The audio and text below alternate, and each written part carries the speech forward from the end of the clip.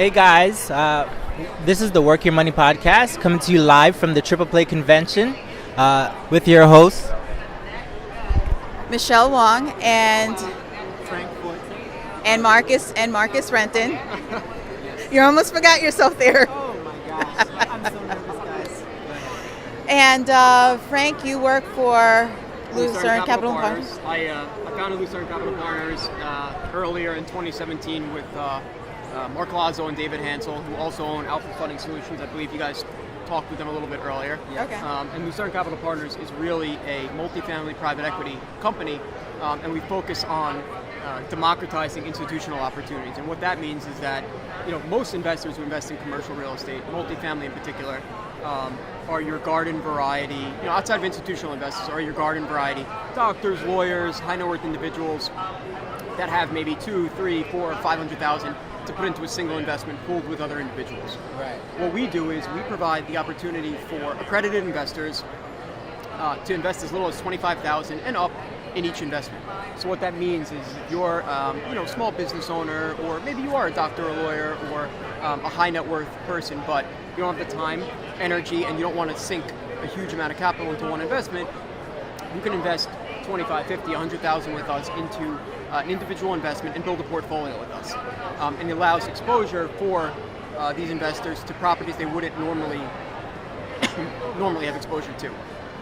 And that's kind of what we do here. So we focus on workforce housing, BC value add, and what that really means is that our average tenant probably makes between $40,000 and $50,000 a year. They're service individuals, hardworking families, and really that area of the market is underserved. And the reason is land cost has come up over the years, and as a result, if you're a developer, right, what are you going to do? You can really only build Class A housing because the ends don't justify the means in terms of profitability. So what we do is we go and buy these BC properties that have been neglected over the years. Maybe some have been mismanaged or dislocated in the market. Someone's owned them forever. They've never increased the rent. We go in, we put a lot of capital into the properties, we improve them. The rents come up, the tenants are happier in the process, and at the end of the day, we provide a great, safe place for people to live, and our investors get amazing returns. And that's kind of really, in layman's terms, our business plan. So basically, you're giving opportunity for those individuals that have the money for it to be passive investors. That's exactly right, yeah. All investors are passive. They're all limited in terms of legal terms, so they share no liability, no recourse, if anything, God forbid, were ever to go wrong, and they're completely passive.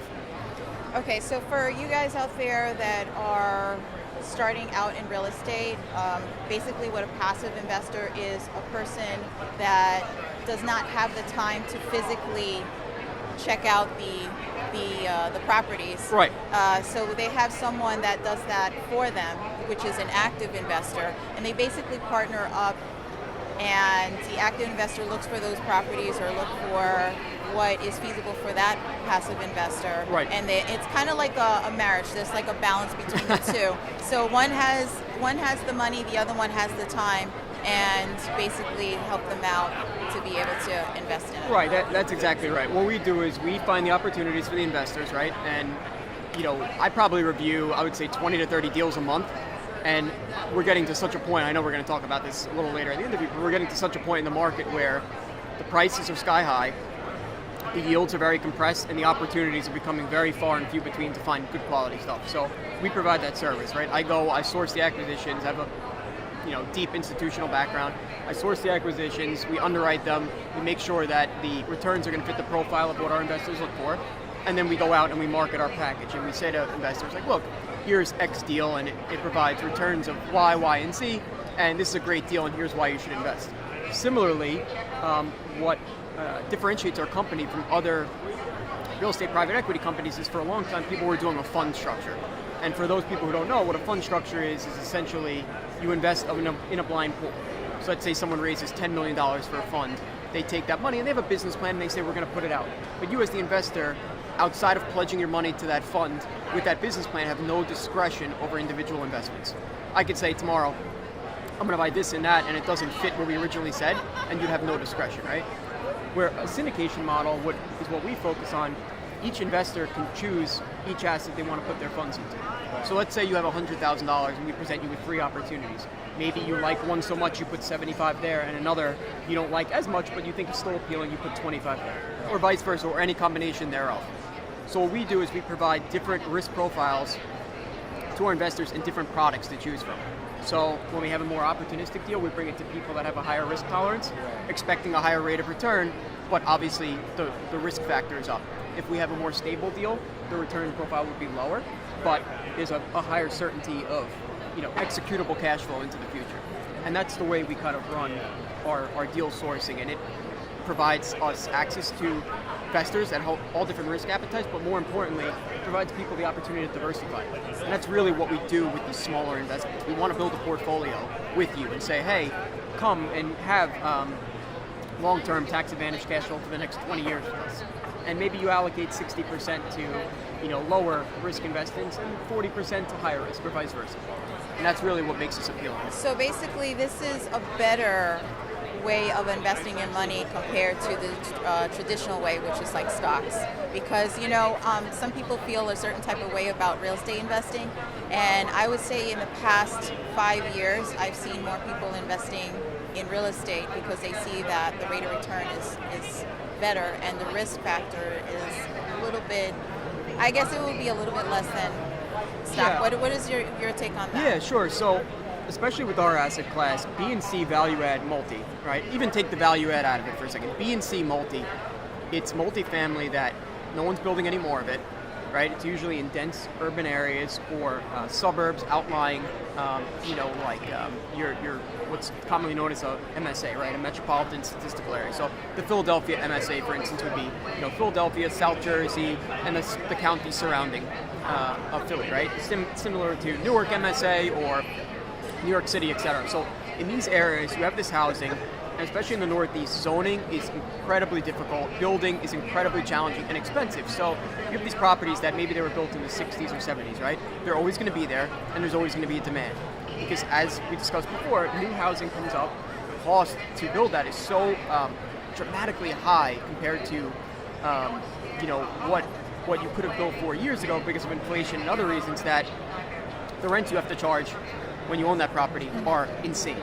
And what ends up happening is more and more development happens. The A-class stuff goes up here and the B and the C-class stuff begins to dislocate. And that provides an opportunity in B and C to raise the rents with still a very wide differential between Class A and B, C. But more importantly, you're always going to have the property occupied. Rent growth is always going to be strong, and it's going to be a great investment. You don't have to worry about a Class A person that maybe spends $3,000 a month on rent. God forbid they lose their job, they're not renting that property. What are they going to do? They're going to move down to a Class B and maybe C in some dramatic circumstance, but they're going to move down. Whereas Class B and C, you don't have people moving up. Usually service people, unfortunately the way our economy and the government is structured and taxes, and this is a long-term structural problem in America, but unfortunately because of that, most of these people will never save money for a down payment, and they'll never move to their own house. They prefer a renter kind of mentality because everything is taken care of, it's easy, you pay the rent every month, landlord takes care of everything.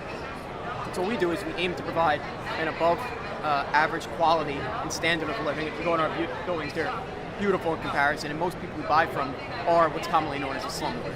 Someone who's totally disrespected the tenants and disrespected the building, and we feel very strongly about the quality of life that we provide our tenants.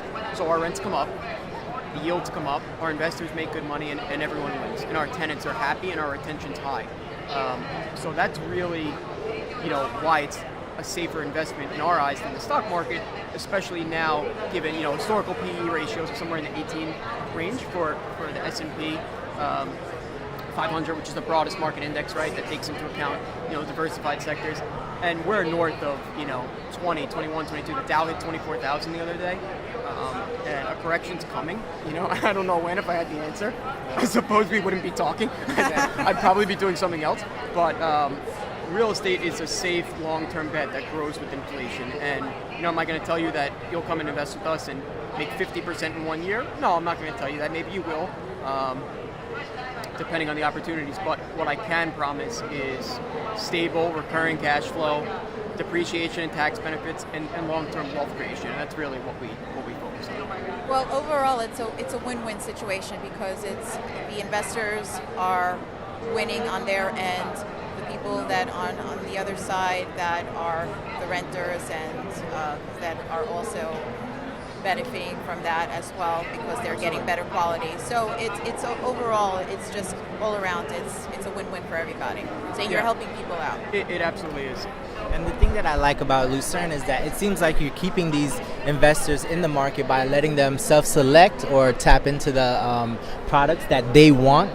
So that way, if something goes wrong, they're like, well, I did choose that. I didn't just give it to this guy, and then he made this wrong choice and all that. And they're willing to go further along and continue investing in real estate projects, and they're probably will go long instead of shorting real estate in the long term. Yeah, absolutely. And one of the things that's important is that we're incredibly transparent, right? So all of our offerings are, Regulation D offerings, they call them Reg D offerings, which means that you're technically selling private securities, right? So you register with the SEC, but under an exemption clause, and you offer private securities. So, we're not just corralling up, 10 people and being like, hey, give us $100,000 each and let's put it in and buy a building. It's all, very formal and very legal, and there's a ton of disclosure and transparency into our business plan, our projections, the numbers, tax benefits.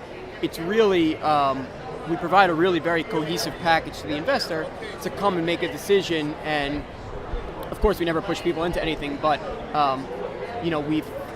we've always been very forthcoming with our investors, and it's always been a benefit for us because people will come to us, or even if an opportunity is not right for them, the returns are different than what they expected, or maybe the returns are really high, but the risk for that particular deal is outside their comfort zone. Right. They'll refer other people to us and they'll say, hey, we had this great conversation with these guys at Lucerne.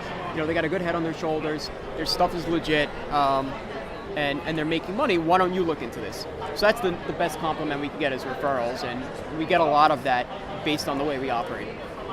And that's one thing that we take very seriously. Yeah, which is good because being upfront and being honest with your clients is always going to be repeating business. Right.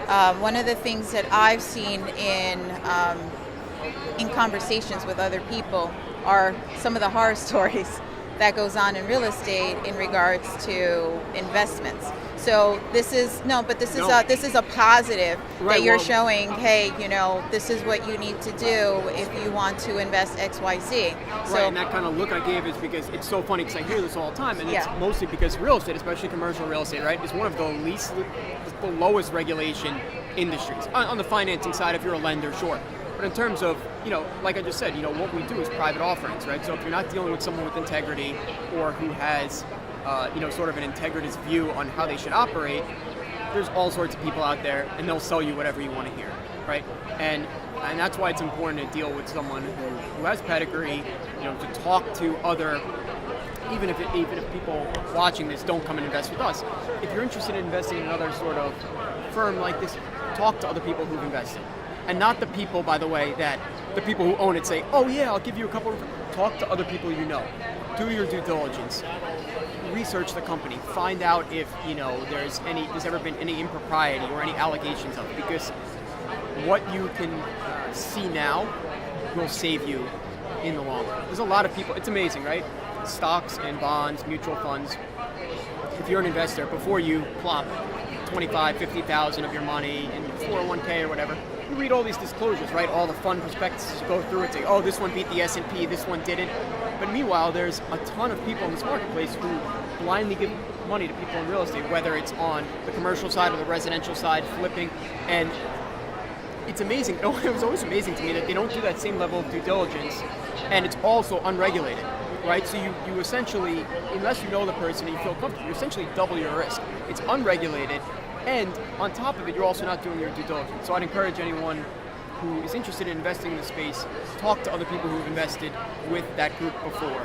See what their track record is and their returns. Understand how they operate. Get clarity from them. How much money am I getting back and when? What do my returns look like? What are you promising me? What are you not promising me? What can I expect? So it's really important. And it's funny that you said that because I wonder this all the time. you know, Yeah, I it's, think to myself, I said, this is crazy. I would never do this. Yeah, but I've heard some really out there stories. But to wrap things up, I want to know in your take for 2018, where do you see your company going in 2018, or what kind of projects, if you can fill us in just a little bit, just Sure, so sure. our audience can Sure, absolutely. can get a little glimpse of what's going on for 2018. Yeah, so this year has been incredible for us. This year, we started in 2017. This year, we have, by the end of this year, we'll have about 300 units owned under Lucerne with our investors, of course, and about 20 million-ish of product. So it's been a pretty great first year for us. Our long-term goal is to get, to several thousand units up and down the eastern seaboard right now. And Mark and Dave may have mentioned this, I don't remember, and I didn't see the entire interview, but right now we have property in North Jersey. We just closed on another 2 buildings yesterday, actually, that fit into our footprint. Properties in North Jersey, we have properties in the Philadelphia MSA, and then we have a deal down in Charlotte, and we're closing in the next week on a deal in Central Jersey. So what we're really trying to do long term is connect the Northeast to the Southeast.